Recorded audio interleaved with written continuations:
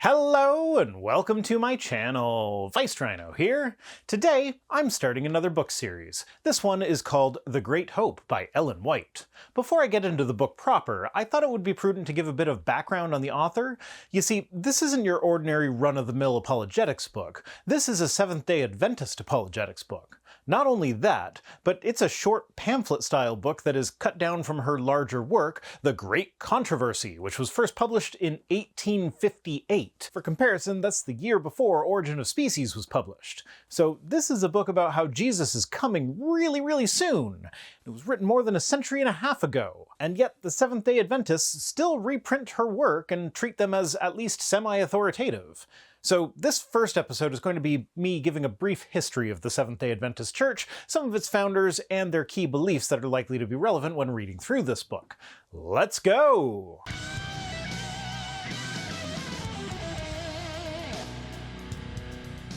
The first thing I did with this book when I got it was to read the blurb on the back. It paints the typical apocalyptic Christian picture of the world getting worse and worse with wars, natural disasters, disease, etc. You know, the same old "the end is nigh" shtick that you find in a lot of Christian denominations. But when I opened the book, I saw that it starts with a single page titled A Note for You, which explains that this book is merely an excerpt of material from Ellen White's longer book, The Great Controversy. I had never heard of Ellen White before, so upon looking her up, I found that she died over a century ago, and yet here we are reading her "the end is nigh" predictions some 7 generations after she died. At least according to one of those generations timelines things that you find on Wikipedia. There is some wiggle room with that. My point is, multiple generations of people have been born, lived their lives, and have either died or at least reached retirement age since she wrote these books. Given that weird discrepancy, I decided to do a bit more research into just who she is, and there is enough information that I decided a full video was warranted. Well, in a nice bit of foreshadowing, one of the first things we learn about Ellen from the personal life section of her Wikipedia page is that, at a young age, she got hit in the head with a rock, and that was the event that began her conversion. Now, maybe it's just me, but I feel like if one of the events that leads to the eventual foundation of your religion is head trauma, and the person who experienced the head trauma later became most well known for her religious fits and visions, it might just be the head trauma rather than actual religious visions. But I'm spoiling the ending. First, she went Methodist, and then when her family joined up with the Millerites, she went right along with them. If you're not familiar with the Millerites, they were an apocalyptic group of Christians who followed the teachings of William Miller, which included the prediction that the second coming of Christ would happen before 1844, with his prophecies eventually getting more specific, saying that Jesus would return on October 22nd, 1844. Which he rather conspicuously did not. Notably, the Millerite movement originated in a region of New York State that became known as the Burned-Over District, so called because of the large number of religious revivals that happened there, many of which led to the foundation of completely new religions. Other prominent religions that began there include Mormonism and the sex cult turned silverware company, the Oneida Society.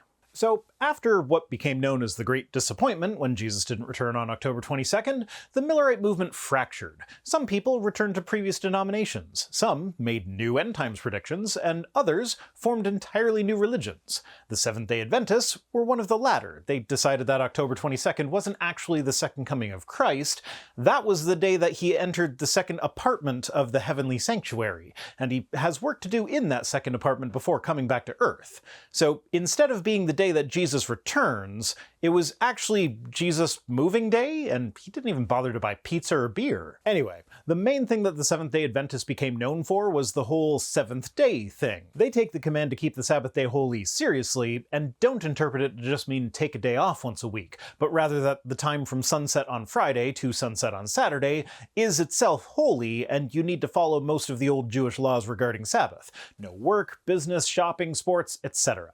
Anyway, back to Ellen. She was very interested in health. Not in the sense that she was okay with medication or doctors, but rather believing mostly in a healthy diet as a way to treat or prevent illness. And being against healthcare as provided by physicians at the time, I can kinda understand how she got here, but she did eventually become known for founding sanitariums, including one where she worked very closely with one John Harvey Kellogg. Together, they both agreed that a bland diet was part of a lifestyle that would put a damper on passions that were seen as sinful and led to behaviors that they disapproved of, like lust leading to masturbation. The outcome of these beliefs was the invention of Kellogg's Corn Flakes, part of a healthy diet meant to stop you from masturbating. Yes, okay, I know, corn flakes were not themselves specifically invented to prevent masturbation, thank you very much, Snopes, but they were invented to be part of a diet that was supposed to discourage masturbation. Her ministry mostly revolved around her visions, which usually happened in public. Her visions would open with her shouting, "Glory, glory, glory!" and then swooning and then coming to, supposedly with superhuman strength, at which time she would walk around the room while gesticulating. Her superhuman strength was determined by the fact that most people couldn't stop her from moving her arms while she was having her visions, and one time she held a Bible in her outstretched hand for half an hour. And apparently, through this whole thing, she would neither blink nor breathe, and her husband, who tells us this, says that it was verified by multiple physicians, so we know it can't be false. Anyway, long story short, Ellen and her husband James are listed as 2 of the 4 founders of the Seventh Day Adventist Church, and the church has been rather fickle about whether or not Ellen's writings are to be considered inspired by God. Sometimes they are, sometimes they're not, and sometimes it depends which subset of the Seventh Day Adventists you ask, which, in my eyes, really goes to show that no writings are inspired by God. After all, if God is the all-powerful being that Christians believe him to be, you'd think that the very least he could do would be to clarify which writings he inspired and which are just pretending that he inspired them. And that's without even getting into the accusations that Ellen plagiarized a lot of her work, an accusation that she at least partially explained away by saying that she wrote the same thing as someone else because they were both divinely inspired. How convenient. Honestly, this whole story kinda needs a podcast dedicated just to going over it, similar to what the Naked Mormonism podcast does with Mormonism. I've just given a very superficial summary here, but I think it's a good place to start. Now, I should also probably mention that it is somewhat uncertain whether Ellen believed in a Trinitarian view of Christianity. That was a debate among the Millerites and eventually the pre-Adventists, with a significant number of the early Adventists not believing in the Trinity. Despite this being a very important aspect of the religion, Ellen remained silent on the matter, phrasing things in ways that appeared deliberately to cater to both perspectives, but sometimes giving a wink and a nod to the anti-Trinitarian view, suggesting that Jesus was not always God's equal, and that it was God's decision to promote Jesus to equality with him that was the inciting incident that caused Satan to rebel. Ellen's husband, remember the guy who claimed that physicians verified that she could go without breathing for 3 hours sometimes? He flat out denied that any of her visions supported Trinitarianism, but later in life, conveniently when Trinitarianism was more obviously dominant, she began to more explicitly reference the Trinity in her writings. Now, it's a difficult, some might even say impossible game to try and piece together the inner thoughts of someone from history, but from what I've read as a humble layman, I'm tempted to conclude that she was a true believer whose childhood brain injury caused her to have fits and see visions that she interpreted through the cultural lens of her religion, and while I have no doubt that some of the timings in her story suggest that she was massaging the meanings of her visions towards certain end goals, it is entirely plausible that this was not something she was consciously doing, but rather her views were changing organically without her necessarily even noticing that they were changing, and so her interpretation of her visions would reflect that. Though, given the accusations of plagiarism against her and how she seemed to hold back on important doctrinal positions, like whether or not the Trinity even exists, until it's clear which view is winning the popularity contest, I wouldn't exactly be shocked to learn that she was just grifting. Like I said, it's difficult to determine the motivations of people from history, but I do lean towards true believer in this case, mostly because she actually appears to have stuck to the rather austere and bland lifestyle that she promoted, rather than it being a rules for thee and not for me situation. Though, to flip-flop on this again, given the apocalyptic nature of her beliefs, I find it rather odd that as part of her will, she set up the Ellen G. White Estate Corporation, which is a company that is meant to circulate and translate her writings. Like, a good chunk of her career was spent believing that she would still be alive when Jesus came back and entered the world. It's a bit weird to transition from "the world will end before I die" to "I'd better make it part of my will to set up a company specifically dedicated to selling and translating my books after I die." Like, that's just not the kind of thing you would do if you think the world's gonna end before you die. Okay, now that we have that bit of history out of the way, and trust me, that was a very superficial bit of history, I could easily go into way more depth on this one, but let's get to the book itself. I'm only going to read the 1¼ page introduction today, which was written quite a bit more recently than the rest of the book. But before I get into that, I just want to point out that the cover art for this book was painted by the same guy who painted the frequently memed picture of Jesus in surgery. That doesn't matter at all, but it did give me a little chuckle when I found that out. Anyway, the introduction opens with a question. What does it take to live with hope amid epic-sized natural disasters, wars, terrorism, nuclear proliferation, political revolutions, constant awareness of global pain, and dizzying information overload? Well, for most of that, I'd say that all it takes is a touch of optimistic realism. So, wars, terrorism, and political revolutions? Well, the last 20 years have seen the least number of per capita deaths in conflicts in all of human history. Nuclear proliferation? Yeah, it sucks that the United States and Russia still have 90% of all the world's nukes, but the total number has been in decline since its peak during the Cold War in the 1980s, so it might be getting better slowly, but it is getting better. Global pain? Well, since 1999, the world poverty rate has been slowly but surely declining, without a single year since then seeing an increase in the percentage of the world's population living in poverty. Poverty in this case is defined as living on less than $5.50 American per day, which is an abysmally low number, though not as low as it seems to those of us in wealthy countries when considering people living in countries with a lower cost of living. So that's still not great, but the fact of the matter is that it is getting better. Information overload can be overwhelming, but I for one rather enjoy being able to see what's going on in the world from the comfort of my own home. Not to mention being able to make major purchase decisions with the benefit of reviews left by other customers who bought the same thing. Then there's also the added bonus of being able to make friends without worrying about geographical closeness. My daughter made friends with a girl who lives in Italy when my father took us on a cruise, and she talks to her pretty much every day.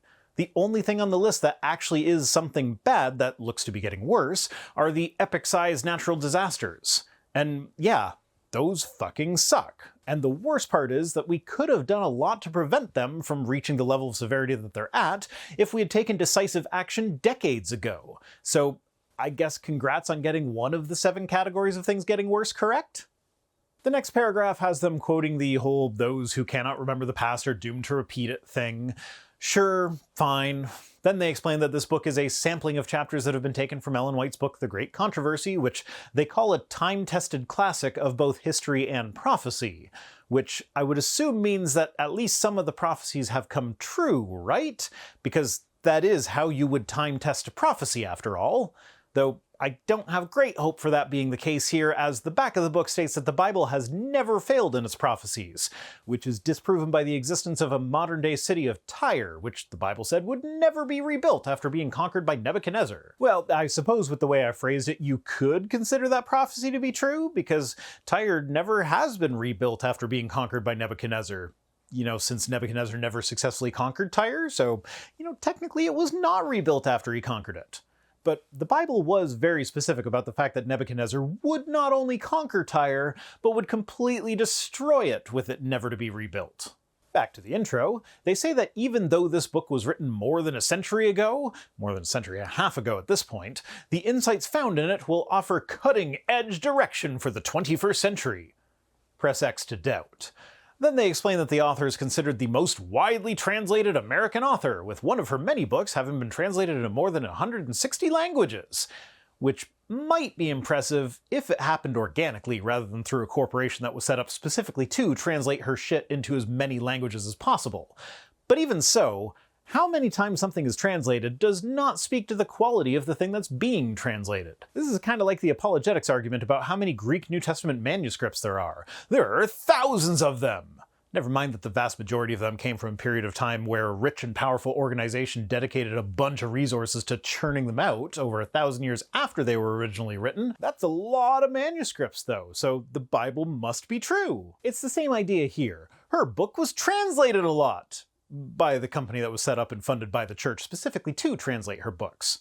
How impressive. At this point, we get to the toddler section of the intro. Generous donors made it possible for you to have a personal copy of The Great Hope. Why? Because it changed their lives for the better, and they believe it could change your life too. Why? Because in these chapters, you will travel in time through human history, from humanity's beginning until Jesus Christ's promised return. Seriously, that's my life right now. Can I go to the park? Sure, go put your shoes on. Why? Because you want to go to the park. Why? I don't know, probably because it's fun and you're in the mood for that right now. Why? I don't know, kid, fucking time travel or something. Just put your shoes on and fuck off. And no, for the record, I don't actually say that when the whys get out of control. I generally do my best to answer them all, and answering with I don't know if that's truthful, because why would I want to stifle a child's curiosity? Their silly questions about why it's Tuesday today led to a long conversation about how the days of the week got their names, along with brief histories for the various gods that they are named for, and they were fascinated by that discussion. To just say, it just is, would have been a lot less fun. Though, yeah, there are definitely times when it's just like, just leave me alone, I'm trying to cook dinner. Why? Because you're hungry and begging me for food, and if you don't let me cook, we all go hungry, and with how many whys you have, we're likely to starve to death if I answer them all. Again, not how I actually phrase it, but sometimes the whys do need to be gently cut off. And the intro ends with a bullet list explaining that, on this time travel adventure, you will find out what Christ offered to save us, because nobody has ever heard that one before. You will discover truths that will protect you from Satan's lies, because that's the only reason people might not believe in the same God as you. It's because an evil demon lied to them and they believe that demon instead.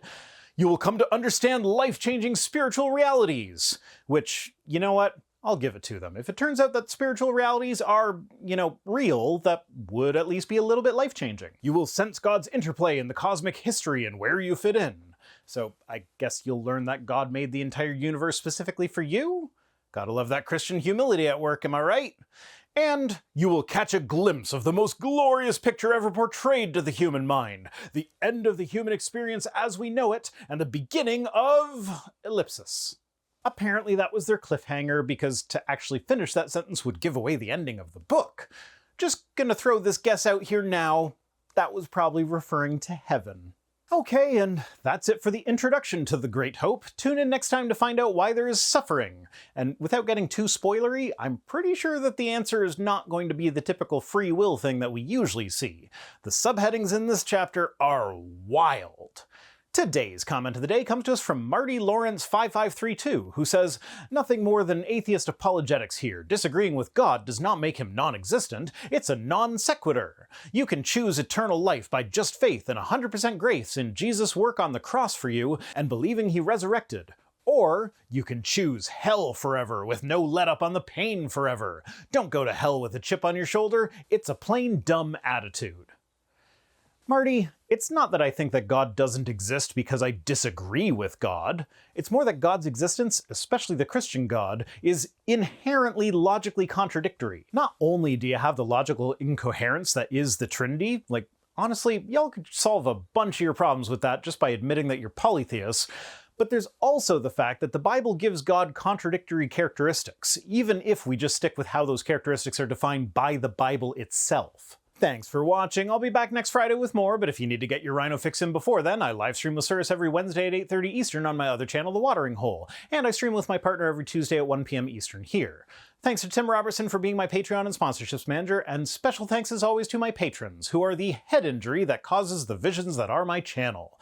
If you'd like to be a founder of the religion of Rhinoism, you can join us on Patreon for as little as $1 per week over at patreon.com/ViceRhino, or by supporting the channel in one of the other methods that can be found at links.vicerhino.com, which is also where you'll find links to my other projects. If for whatever reason you want to send me stuff, my P.O. Box address is in the description. See you next time!